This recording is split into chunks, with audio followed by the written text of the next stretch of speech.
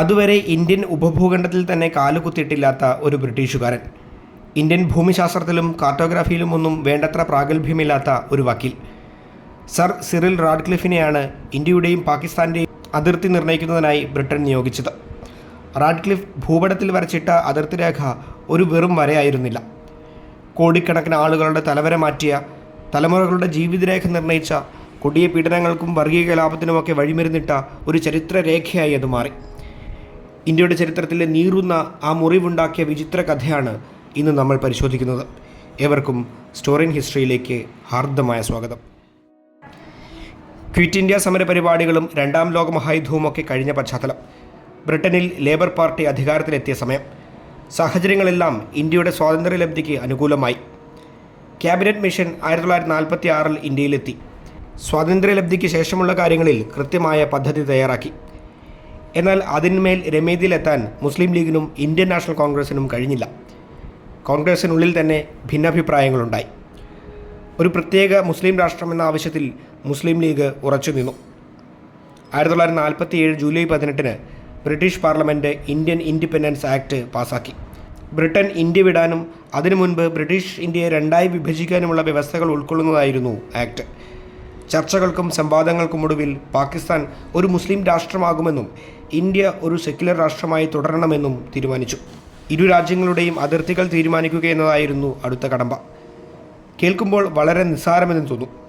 മുസ്ലിം ഭൂരിപക്ഷമുള്ള പ്രൊവിൻസുകൾ പാകിസ്ഥാനിലേക്കും മറ്റ് പ്രദേശങ്ങൾ ഇന്ത്യയിലേക്കും നൽകുക. എന്നാൽ അത്ര എളുപ്പമുള്ളതായിരുന്നില്ല ആ പ്രക്രിയ. സിന്ധ്, ബലൂചിസ്ഥാൻ പ്രൊവിൻസുകളിൽ മുസ്ലിം ജനവിഭാഗങ്ങൾക്കായിരുന്നു ഭൂരിപക്ഷം. സിന്ധിൽ 72.7%, ബലൂചിസ്ഥാനിൽ 91.8% മുസ്ലിം പോപ്പുലേഷനായിരുന്നു ഉണ്ടായിരുന്നത്. അതുകൊണ്ട് തന്നെ ഈ പ്രദേശങ്ങൾ പാകിസ്ഥാൻ്റെ ഭാഗമായി. കാശ്മീർ അടക്കം ഇരു രാജ്യങ്ങളിലും ചേരാൻ വിസമ്മതിച്ച നാട്ടുരാജ്യങ്ങൾ സ്വതന്ത്രമായി തന്നെ തുടർന്നു. പഞ്ചാബിലും ബംഗാളിലുമാണ് കാര്യമായ തർക്കമുണ്ടായത്. അവിടെ ജനസംഖ്യ ഏറെക്കുറെ തുല്യമായിരുന്നു. മുസ്ലിം വിഭാഗത്തിന് നേരിയ ഭൂരിപക്ഷം മാത്രം. പഞ്ചാബിൽ 55.7%, ബംഗാളിൽ 54.4% മുസ്ലിം പോപ്പുലേഷൻ. സാമൂഹികവും സാംസ്കാരികവും ഭൂമിശാസ്ത്രപരവുമൊക്കെയായി ഏറെ സവിശേഷതകളുള്ള പ്രദേശങ്ങൾ അത്ര എളുപ്പത്തിൽ വെട്ടിമുറിക്കുക സാധ്യമായിരുന്നില്ല. രണ്ടിടത്തും മുസ്ലിം ലീഗും കോൺഗ്രസും തമ്മിൽ അതിർത്തി വിഷയത്തിൽ വലിയ തർക്കങ്ങളുണ്ടായി. ഒടുവിൽ വിഷയത്തിൽ ഒരു സമവായമുണ്ടാക്കുന്നതിന് ബ്രിട്ടൻ ഇടപെട്ടു. അതിർത്തി നിർണ്ണയിക്കാൻ ഒരു കമ്മീഷനെ നിശ്ചയിക്കാൻ തീരുമാനമുണ്ടായി. കമ്മീഷൻ്റെ അധ്യക്ഷനായി സർ സിറിൽ റാഡ്ക്ലിഫിനെ നിയമിച്ചു. കോൺഗ്രസിൽ നിന്നും മുസ്ലിം ലീഗിൽ നിന്നും 2 പ്രതിനിധികളെ വീതം കമ്മീഷനിൽ ഉൾപ്പെടുത്തി. ഇരു പാർട്ടികളും തമ്മിൽ ഈ വിഷയത്തിൽ വലിയ അഭിപ്രായ ഭിന്നത നിലനിന്നിരുന്നതിനാൽ റാഡ്ക്ലിഫിൻ്റെ തീരുമാനത്തിന് വലിയ പ്രാധാന്യം കൈവന്നു. മുൻപ് സൂചിപ്പിച്ചതുപോലെ ഇന്ത്യയുടെയും പാകിസ്ഥാൻ്റെയും മുഴുവൻ അതിർത്തിയും റാഡ്ക്ലിഫ് കമ്മീഷന് നിശ്ചയിക്കേണ്ടി വന്നില്ല. കൃത്യമായ മുസ്ലിം ഭൂരിപക്ഷമുള്ള പ്രൊവിൻസുകൾ പാകിസ്ഥാൻ്റെയും മറ്റിടങ്ങൾ ഇന്ത്യയുടെയും ഭാഗമായി. അങ്ങനെ ആ പ്രൊവിൻസുകളുടെ അതിർത്തി ഇൻ്റർനാഷണൽ ബോർഡറുമായി. തർക്കമുണ്ടായ പഞ്ചാബിലും ബംഗാളിലും മാത്രമായിരുന്നു റാഡ്ക്ലിഫ് കമ്മീഷൻ അതിർത്തി നിർണ്ണയിക്കേണ്ടിയിരുന്നത്. ഇന്ത്യയിലെത്തിയ റാഡ്ക്ലിഫിന് ബ്രിട്ടീഷ് സർക്കാർ നൽകിയ സമയം വെറും 5 ആഴ്ചയായിരുന്നു. അതിനുള്ളിൽ അതിർത്തി നിശ്ചയിക്കണം. ഇന്ത്യ കണ്ടിട്ടില്ലാത്ത ഭൂപട നിർമ്മാണത്തിൽ അഗാധ വൈദഗ്ധ്യമില്ലാത്ത സർ സിറിൽ റാഡ്ക്ലിഫിന് ആ ജോലി അത്ര എളുപ്പമായിരുന്നില്ല. പ്രതിഫലമായി 40,000 രൂപ നിശ്ചയിച്ചു. മൗണ്ട് ബാറ്റൻ പ്രഭുവിനെയും മറ്റു പ്രധാന നേതാക്കളെയും കണ്ട റാഡ്ക്ലിഫ് കൽക്കത്തയിലേക്കും ലാഹോറിലേക്കും യാത്ര ചെയ്ത് കമ്മീഷനിലെ മറ്റംഗങ്ങളുമായി കൂടിക്കാഴ്ച നടത്തി. ഇന്ത്യയെ കൂടാതെ വെസ്റ്റ് പാകിസ്ഥാനെയും ഈസ്റ്റ് പാകിസ്ഥാനെയും അടയാളപ്പെടുത്തണം. ഇന്നത്തെ ബംഗ്ലാദേശും അന്നത്തെ നിർദ്ദിഷ്ട പാകിസ്ഥാൻ രാഷ്ട്രത്തിൻ്റെ ഭാഗമായിരുന്നു. മുസ്ലിം ഭൂരിപക്ഷമുണ്ടായിരുന്ന ബംഗാളിൻ്റെ ഒരു ഭാഗം വെസ്റ്റ് പാകിസ്ഥാൻ എന്ന് പിന്നീട് അറിയപ്പെട്ടു. ഇന്ത്യയുടെ 2 വശങ്ങളിലായാണ് അങ്ങനെ പാകിസ്ഥാൻ രൂപീകരിക്കപ്പെട്ടത്. അതിർത്തി നിർണയം അതീവ സങ്കീർണമായ ഒരു പ്രക്രിയയായി മാറി. ജാതി മത വ്യത്യാസങ്ങളില്ലാതെ ജനങ്ങൾ ഇടകലർന്നു കഴിഞ്ഞിരുന്ന ഗ്രാമങ്ങളും നഗരങ്ങളും 2ആയി കീറിമുറിക്കണം. വലിയ പർവ്വതങ്ങളും കാടുകളും പുഴകളുമൊക്കെ പരിഗണിച്ച് അതിർത്തി നിർണ്ണയിക്കണം. മതാടിസ്ഥാനത്തിൽ മാത്രം തീരുമാനമെടുത്താൽ അതിലും പ്രശ്നങ്ങളുണ്ടാവും. ജലസേചനമടക്കം അവശ്യ സേവനങ്ങളും പ്രകൃതി വിഭവങ്ങളുമൊക്കെ ഒരു പ്രദേശത്ത് മാത്രമായി പോവാനിടയുണ്ട്. അങ്ങനെ പലതരത്തിലുള്ള പ്രശ്നങ്ങളും പ്രതിസന്ധികളും ഉയർന്നു വന്നു. 2 രാഷ്ട്രങ്ങളുണ്ടായാൽ അതിർത്തിയിൽ ഇരുവശത്തേക്കും പലായനമുണ്ടാവും. വർഷങ്ങളായി തങ്ങൾ അധ്വാനിച്ചുണ്ടാക്കിയ സമ്പത്തൊക്കെ ഉപേക്ഷിച്ച് മറ്റൊരു സ്ഥലത്തേക്ക് വലിയൊരു ജനവിഭാഗത്തിന് മാറേണ്ടി വരും. ഉറ്റവർ അതിർത്തിക്ക് അപ്പുറത്തേക്ക് പോയേക്കാം. പലർക്കും തൊഴിലും ജീവിതമാർഗവുമൊക്കെ നഷ്ടപ്പെട്ടേക്കാം. ഭക്ഷണം, താമസം, വസ്ത്രം എന്നിവയൊക്കെ പലായനം ചെയ്യുന്നവർക്ക് വെല്ലുവിളികളാകും. അതിനേക്കാളൊക്കെ ഭയാനകം മറ്റൊന്നാണ്.